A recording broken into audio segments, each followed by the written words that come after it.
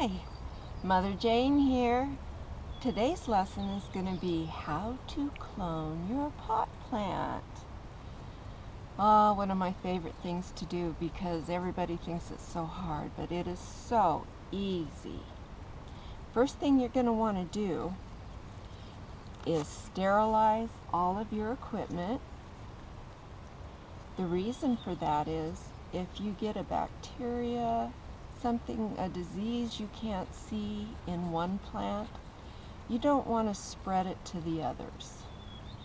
So be sure and clean your blades between plants, and when you start, every time, Mother says that's a rule. Now we have our instruments sterilized. We're going to find what's going to look like the best part to take off of this plant to make our clone. If you look over here, what we're going to look for is to be sure that it has at least 2 nodes. Now the node is that little bumpy part right there, and there's another one there. So that's a good candidate. It's got some good growth up on the top. Now you'll want to take your scissors or clippers and cut this at a 45-degree angle. Do you know what 45 is? This is 0, straight up and down. This is 90 degrees, flat with the horizon. So 45 is halfway between that. We're going to take that angle and go down here and just snip. Now, can you see? It's cut on an angle there. Now we want to remove these lower leaves.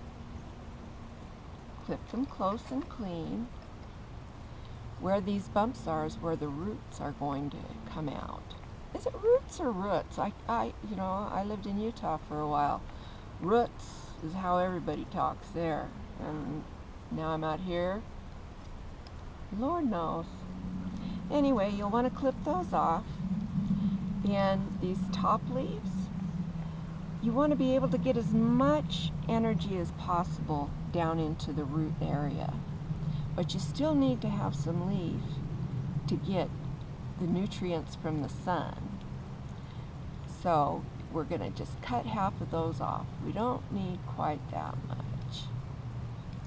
By doing this, it's going to force the energy that would be keeping these leaf tips going down into the roots, and they will take faster that way. Now we've nipped our bud. Yeah, everybody needs a little nip in the bud. Once we have that ready, we're going to use our rooting gel for those of you in Utah. Now, you never want to dip into your jar. Reason being, again, you could spread disease. So just pour a little into a separate container.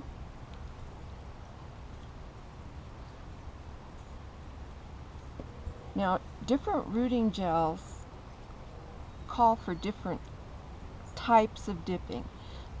So be sure and read the directions on yours and make sure that you're doing it right. This particular dip, you only have to get it wet, so I don't need to take a whole lot out.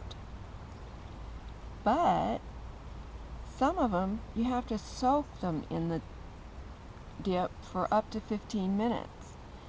And if you're like me, I'm impatient. I just want to get this done. Now we've got this dipped.